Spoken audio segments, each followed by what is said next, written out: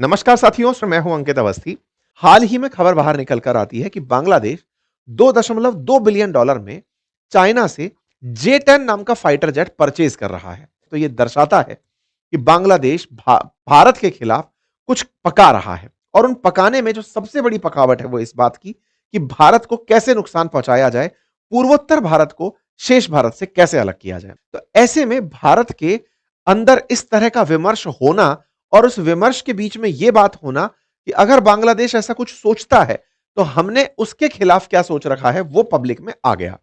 खैर, जिस तरह से रशिया ने यूक्रेन से क्रीमिया ले लिया, भारत भी बांग्लादेश के साथ सीधा सीधा उस पर्टिकुलर क्षेत्र को, नॉर्थ ईस्ट को बंगाल की खाड़ी से जोड़कर अपनी पावर की सिद्धता और भविष्य में यहां से कोई भी आंच ना आए उस मामले को पूरा तरह से सेटल कर दिया जाना चाहिए। समस्त भारतीय यही चाहते हैं कि बांग्लादेश का स्कोर सेटल हो ताकि दुश्मनों के बीच संदेश जाए कि हम लोग केवल और केवल सुनने के लिए नहीं बने। हाल ही में बांग्लादेश की तरफ से कुछ ऐसी हरकतें हुई जिसकी वजह से भारत में तमाम जितने भी भारतीय हैं जो इस सारी घटना पर नजर बनाए हुए हैं, उनके मन में एक प्रश्न उठने लगा था कि बांग्लादेश पाकिस्तान और चाइना के साथ मिलकर के क्या भारत के सिलीगुड़ी कॉरिडोर को, जिसे आप एक अन्य नाम चिकन नेक के नाम से जानते हैं, उसे नुकसान पहुंचाने के बारे में तो प्लान नहीं कर रहा है।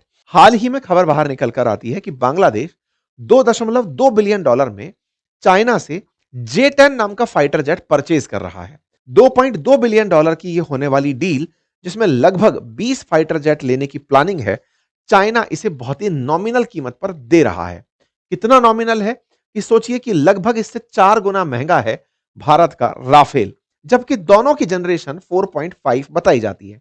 ऐसे तो तेजस भी 4.5 जनरेशन का है, लेकिन राफेल अपनी इन एक्सेसिबल जो सुविधाएं हैं, जिनके अंदर युद्ध करने की बहुत ही जबरदस्त कुशलता हो, उनके हिसाब से ज्यादा चर्चित रहता है। एनीवे, बांग्लादेश इन्हें लेने के लिए अगर तैयार हुआ है तो यह बड़ा कॉमन सी बात है कि बांग्लादेश को फाइटर जेट की जरूरत किस देश के लिए होगी।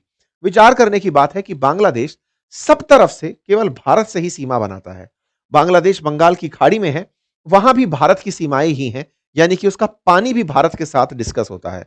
हद मार के बांग्लादेश की म्यांमार के साथ सीमाएं जुड़ी हुई हैं, जिसके साथ इसे युद्ध नहीं लड़ना होगा क्योंकि वहां पहले ही सैन्य तानाशाही है।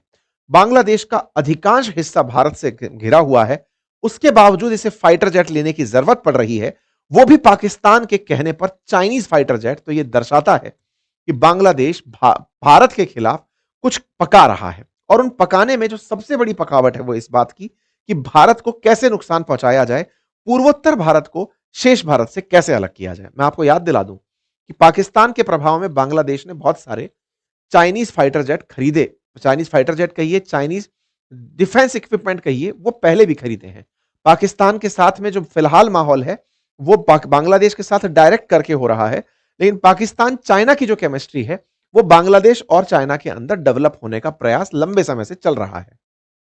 यही हुआ कि बांग्लादेश में चाइनीज जो इंस्ट्रूमेंट्स हैं उनके खराब होने की सुर्खियां कई सालों से बनती आ रही हैं। आप 2022 की कटिंग देख सकते हैं, आप 2021 की कटिंग देख सकते हैं, आप 2024 की कटिंग देख सकते हैं, जो बताती है कि बांग्लादेश के अंदर चाइनीज जो डिफेंस इक्विपमेंट है वो बहुत बुरी तरह फेल मार रहे हैं। ऐसी ही एक खबर बनी थी जब चाइनीज मेड जेट क्रैश हो गया था ढाका के अंदर, जिसकी वजह से 31 लोग मरे थे, जिसमें भारत ने मदद भेजी थी। भारत ने अपने डॉक्टर्स बेचे थे बांग्लादेशियों को बचाने के लिए। खैर, इन सभी चीजों से ऊपर फिलहाल इन दोनों का प्यार है। ये दोनों एक दूसरे से पुराने बिछड़े हुए दोस्तों की तरह मिल रहे हैं और ऐसे में इनकी तरफ से पूरी तरह के डिफेंस ऑफिशियल्स आ आकर के बांग्लादेश में मुलाकातें कर रहे हैं। ये अपनी तरफ से विजन बताते हैं कि बांग्लादेश को ये कैसे सोचते हैं। क्योंकि इस विजन में भारत के टुकड़े होना प्रस्तावित है, ऐसे में इनके बीच की केमिस्ट्री भारत के लिए भी चिंता बनाती है। यही कारण है कि भारत ने अपने चिकन नेक को बहुत मजबूती से सुरक्षित करने का प्लान बनाया। इस बीच में पाकिस्तान बांग्लादेश ने डायरेक्ट फ्लाइट के कमिटमेंट्स कर लिए। भारत ने इस पूरी जगह को बहुत अच्छे से कवर करने के लिए इस पूरे क्षेत्र में, फिर चाहे आसाम हो, फिर चाहे पश्चिम बंगाल हो, इस पूरे क्षेत्र में हमने अपनी राफेल की लड़ाकू राफेल फाइटर जेट्स की प्रेजेंस, S-400 की प्रेजेंस और अब पैदल सैनिकों के भी यहां पर प्रॉपर जगह बना दी गई हैं। ये खबरें जैसे जैसे बाहर आई, जैसे 16 नवंबर को बाहर निकल कर आता है कि भारत ने ईस्टर्न डिफेंस को मजबूत करने के लिए 3 नए गैरिसन बनाए, भारत ने फोर्टिफाई किया है सिलीगुड़ी कॉरिडोर को, यह ताजा खबर निकल कर आई। पता चलता है कि भारत के द्वारा 3 बेसिक जगह पर जो मूलभूत सुविधाएं हैं वो विकसित की गई हैं, जिसमें से लाचित बोरफुकम मिलिट्री स्टेशन स्थापित किया जा रहा है, आसाम के धुबरी में, बिहार के किशनगंज और पश्चिम बंगाल के चोपड़ा में फॉरवर्ड बेस बनाए जा रहे हैं। अगर ये बांग्लादेश का मैप है तो यहां पर किशनगढ़ गैरिसन और चोपड़ा गैरिसन और इधर की तरफ धुबरी गैरिसन बनाया जा रहा है। ये गैरिसन की खबर पुरानी है, लेकिन इन खबर पुरानी से मतलब कुछ दिनों पहले ही हमने आपसे डिस्कस की थी, लेकिन अब इन्हें बेस के रूप में विकसित करने की बात निकल कर आ रही है। इसके साथ साथ ही भारत ने पूर्वी सीमा पर अपने राफेल लड़ाकू, ब्रह्मोस मिसाइलें और S-400 अत्याधुनिक डिफेंस सिस्टम के साथ तैनात कर दिया है। इसका मतलब भारत भी बांग्लादेश में हो रहे तमाम प्रकार के उतार चढ़ावों से पूरी तरह से अवगत होते हुए उनसे निपटने की तैयारी शुरू कर दिया है। तो क्या हम ये मान सकते हैं कि अगली लड़ाई हमारी पाकिस्तान से नहीं, पाकिस्तान के कहने पर बांग्लादेश से होगी? देखो, जहां तक मेरा अनुभव कहता है कि बांग्लादेश कभी भी भारत के साथ डायरेक्ट युद्ध में शामिल नहीं होगा। डायरेक्ट युद्ध में शामिल नहीं होगा, उसकी बहुत सी वजह हैं, जिसमें उसका ये खुद से जानना कि वो इतने सारे सेंटर्स के थ्रू या इतने सारी सीमाओं के थ्रू भारत से घिरा हुआ है कि वो भारत के खिलाफ नहीं लड़ पाएगा। लेकिन हाँ, वो प्रॉक्सी वॉर छेड़ सकता है। प्रॉक्सी वॉर का मतलब है कि कुछ इस तरह के छद्म युद्ध, जैसे हाल ही में दिल्ली में हुआ एक आतंकी हमला जो कि पाकिस्तान के द्वारा प्रायोजित था और भारत में हुआ। ऐसे ही 2026 में पश्चिम बंगाल और आसाम में इलेक्शंस हैं। ऐसे में इलेक्शन के समय उन पर्टिकुलर बॉर्डर स्टेट्स में जो बांग्लादेश के साथ में सीमा साझा करते हैं, वहां पर अशांति फैलाकर भारत के अंदर दंगे भड़काए जा सकते हैं। कुछ इस तरह के प्रयास बांग्लादेश कर सकता है। इस तरह के प्रयासों में पाकिस्तान पहले ही महारत रखता है और ऐसा करने में उन्हें एक मोटिवेशन भी मिलता है, और मोटिवेशन ये है कि भारत ने जब से SIR शुरू किया है, यानी कि जब अपने इलेक्शन के लिए जो मतदाता सूची तैयार हो रही है उनको गहन तरीके से तैयार किया जा रहा है, तब से बड़ी मात्रा में बांग्लादेशी भारत से वापस बांग्लादेश लौट रहे हैं। ऐसे ही लोग जो लौट कर जा रहे होते हैं, इन्हें उकसावे में बांग्लादेश यूज कर सकता है। इन्हें पाकिस्तान के द्वारा बरगलाया जा सकता है, क्योंकि इन्हें भारत के इंटरनल क्षेत्र पता है, इन्हें आसाम और बांग्लादेश, पश्चिम बंगाल समझ में आता है। तो भारत के लिए SIR के समय जो बांग्लादेशी जा रहे हैं, ये बांग्लादेश और पाकिस्तान के लिए इजी फूड है भारत को नुकसान पहुंचाने के लिए। खैर, भारत ने अपनी तरफ से सिलीगुड़ी कॉरिडोर के अंदर जो तैयारियां की हैं, ये दर्शाती हैं कि अब हम डिफेंसिव नहीं, एग्रेसिव होकर काम करना चाहते हैं। और ये एग्रेसिव वाली बातें फिलहाल राजनाथ सिंह जी के बयान से भी समझ में आती हैं, जब वो इस बात को बोलते हैं कि हम कैसा अपने पड़ोसियों के साथ फील कर रहे हैं। कुल जमा अर्थ यह है कि भारत किसी भी देश के साथ अब डिफेंसिव मोड में नहीं रहना चाहिए। यह बात हमने ऑपरेशन सिंदूर के दौरान भी सिद्ध की थी, और अब उन बयानों से भी समझ में आती है जिस तरह से सिलीगुड़ी कॉरिडोर की तर्ज पर चिकन नेक्स जो है वो बांग्लादेश के अंदर तलाशा जाना शुरू हो गया है। हम तो बहुत लंबे समय से यह डिमांड करते ही हैं कि भारत को बांग्लादेश के अंदर होकर के एक रास्ता नॉर्थ ईस्ट को बंगाल की खाड़ी से कनेक्ट करने का बना ही लेना चाहिए। जो भी होगा, अपने हितों की रक्षा करना हर देश की जरूरत है। जिस तरह से रशिया ने यूक्रेन से क्रीमिया ले लिया, भारत भी बांग्लादेश के साथ सीधा सीधा उस पर्टिकुलर क्षेत्र को, नॉर्थ ईस्ट को बंगाल की खाड़ी से जोड़कर अपनी पावर की सिद्धता और भविष्य में यहां से कोई भी आंच ना आए, उस मामले को पूरा तरह से सेटल कर दिया जाना चाहिए। समस्त भारतीय यही चाहते हैं कि बांग्लादेश का स्कोर सेटल हो, ताकि दुश्मनों के बीच संदेश जाए कि हम लोग केवल और केवल सुनने के लिए नहीं बने। असल मायने में आपको ध्यान हो तो पश्चिम बंगाल का एक जगह जिसका नाम है सिलीगुड़ी, जिससे बांग्लादेश और नेपाल के बीच की दूरी 22 किलोमीटर रह जाती है।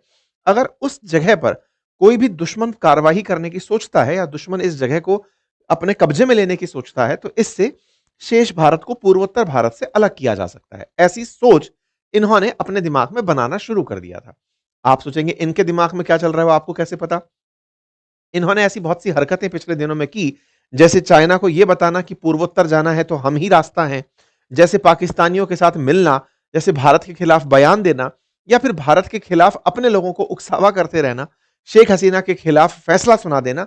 ये तमाम वो हरकतें हैं जिनसे इनका भारत के प्रति नफरत सुनाई देती है। ताजा नफरत में इन्होंने अपने ही तरह से केस का मामला बना करके शेख हसीना पर फांसी की सजा दिलवाने की, यानी कि मौत की सजा दिलवाने का भी फैसला करवा दिया था। खैर, फिलहाल का टारगेट ये नहीं है। टारगेट ये है कि जब सिलीगुड़ी कॉरिडोर आप और हम इतना सुन रहे हैं, तो क्या भारत सरकार उस कॉरिडोर की सुरक्षा के लिए कुछ करती है? यहां पर एक सुर्खी है। सुर्खी यह है कि भारत ने पूरा उसे किला बना दिया है, फोर्ट बना दिया है, सुरक्षा से उसको पूरी तरह से लद दिया है। India fortifies Siliguri corridor with new military bases. आप यहां पर देखते हैं, as Bangladesh tilt toward China Pakistan axis, India signature signals strategic shift. Bharat ने कुछ यहां पर ऐसा किया है जिसके चलते हम अब इस जगह को लेकर आश्वस्त रह सकते हैं। मैं फिर भी थोड़ा सा आपको यहां का सामरिक महत्व समझा देता हूं और फिर यहां से आगे भारत ने क्या केवल डिफेंसिव नीति अपनाई है या कोई एग्रेसिव नीति भी अपना ली है, उसका भी जिक्र करेंगे। साथियों, भारत और पूर्वोत्तर भारत के बीच में, यानी कि अगर आपको सेवन सिस्टर्स की तरफ जाना है, तो यहां पर एक जगह है जिसका नाम है सिलीगुड़ी। ये सिलीगुड़ी बांग्लादेश और नेपाल के बीच में लगभग 22 किलोमीटर का एक पैच है। ये जगह काफी ज्यादा स्ट्रेटेजिक है, यानी कि अगर इस जगह पर कोई व्यवधान आता है, तो हम ये मानते हैं कि इस जगह से बाकी जो हमारी कनेक्टिविटी है, वो बाधित हो सकती है। पश्चिम बंगाल का ये जो सिलीगुड़ी है, ये बांग्लादेश के लिए इन दिनों काफी ज्यादा महत्वपूर्ण हो गया है, क्योंकि इन्होंने कुछ दिनों पहले ही इस क्षेत्र के अंदर अपना एक पुराना पड़ा हुआ एयरबेस फिर से चालू किया है। हाल ही में बांग्लादेश ने अपने यहां पर पाकिस्तानियों को भर भर के इनवाइट किया है। जिन पाकिस्तानियों से इनकी बिल्कुल नहीं बनती थी, उन पाकिस्तानियों ने आजकल बांग्लादेश में अपना बोरिया बिस्तर जमा रखा है। वो भी तब से जब से शेख हसीना यहां से निकलकर भारत आई हैं। शेख हसीना, जिनके पिताजी ने बांग्लादेश बनाया था, उनको बांग्लादेशियों ने निकालकर अपने कब्जे में पुराने पाकिस्तान को वापस लाने का प्रयास किया है। अर्थात जिस तरह से पहले पाकिस्तान में पूर्वी पाकिस्तान और पश्चिमी पाकिस्तान हुआ करता था, वैसे ही बांग्लादेश फिर से पूर्वी पाकिस्तान बनने की राह पर निकल पड़ा है। कुछ उस तरह की हरकतें यहां पर देखी जा रही हैं कि 1971 से लेकर अब तक बांग्लादेश के स्वतंत्र इतिहास को पूरी तरह गायब करने का प्रयास किया जा रहा है और पाकिस्तान इस काम को करने में इनकी बड़ी मदद ले रहा है। इनके साथ में लगातार बड़े स्तर के अधिकारियों की मुलाकातें होना या फिर पाकिस्तान के करीबी चाइना से इनकी बढ़िया मीटिंग करवाना, मीटिंग ही नहीं, इनके साथ डिफेंस डील तक साइन करवा देना। डिफेंस डील में $2.2 बिलियन में फाइटर जेट बांग्लादेश को उपलब्ध करवाना। ये सारी चीजें ऐसी हैं जिनसे भारत के लिए एक निश्चित ही चिंता पैदा होती है। कुछ दिनों पहले हेमंत विश्व शर्मा जी का एक बयान वायरल हुआ, जिसमें उन्होंने कहा कि अगर बांग्लादेश ये सोचता है कि वो भारत के चिकन नेक को अपनी तरफ से कब्जा करने की प्लानिंग में बनाता है या फिर पाकिस्तानियों को या फिर चाइनीज लोगों को ये दिखाता है कि चलो हम वहां पर कब्जा कर सकते हैं, तो देखिए, भारत की शक्ति को अंडर एस्टिमेट मत करना। आप हमें एक जगह से नुकसान पहुंचाएंगे, हम आपको 2 जगह से 4 भागों में बांट देंगे। ऐसी क्या कहानी थी? ध्यान से देखिए। मैंने भी पहले जब भारत के साथ बांग्लादेश की काफी ज्यादा रार पैदा हो रही थी, तब इस बारे में आपसे जिक्र किया था। असल मायने में भारत के जिस भाग से सिलीगुड़ी निकल कर जा रहा है, या फिर कहिए कि सिलीगुड़ी जिससे पश्चिम बंगाल का एक हिस्सा नॉर्थ ईस्ट से जुड़ा हुआ है, उसके जस्ट दक्षिण में अगर आप चलते हैं, तो यहां पर एक चिकन नेक बांग्लादेश के लिए भी बनती है, जिसकी लेंथ लगभग 80 किलोमीटर है। यदि इस चिकन नेक के ऊपर आप कार्रवाई कर दें, यानी कि भारत यहां से एंट्री करे और इस तरफ निकले, तो यहां से यहां तक 80 किलोमीटर ट्रेवल करना होगा, जिससे बांग्लादेश का एक हिस्सा रंगपुर कॉरिडोर या रंगपुर करके जो जगह है, वो पूरी तरह से भारतीय क्षेत्र में हो जाएगी। यानी बांग्लादेश अगर ये सोचता है एक बार के लिए कि हम भारत के साथ में मैप के अंदर कोई परिवर्तन कर सकते हैं, और वो परिवर्तन यदि इस तरफ से करके ये सोचता है कि भारत को 2 भागों में बांटा जाए, तो यहां पर बांग्लादेश को याद दिलाया गया कि आपके पास से भी यहां से एक रास्ता निकलता है। अगर हम इस रास्ते को अपने साथ जोड़ लेते हैं, तो आपका ये हिस्सा, जिसे रंगपुर क्षेत्र कहते हैं, ये भारत के कब्जे में हो जाएगा। वहीं पॉइंट नंबर 2, त्रिपुरा से अगर इस जगह की यात्रा कर दी जाए, तो अगेन बांग्लादेश का ये पूरा पूरा हिस्सा मेनलैंड बांग्लादेश से तो अलग हो ही जाएगा और भारत को समुद्र से कनेक्टिविटी मिल जाएगी। भारत ऑलरेडी इन 2 जगहों के बारे में विचार करता है, तो ऐसे में भारत के अंदर इस तरह का विमर्श होना और उस विमर्श के बीच में यह बात होना कि अगर बांग्लादेश ऐसा कुछ सोचता है, तो हमने उसके खिलाफ क्या सोच रखा है, वो पब्लिक में आ गया। खैर, इन्होंने उसके बावजूद भी अपनी तैयारियां बंद नहीं की। कौन सी तैयारियां? बाकी आप लोग इस विषय पर क्या सोचते हैं? अपनी राय जरूर रखें। बहुत बहुत धन्यवाद।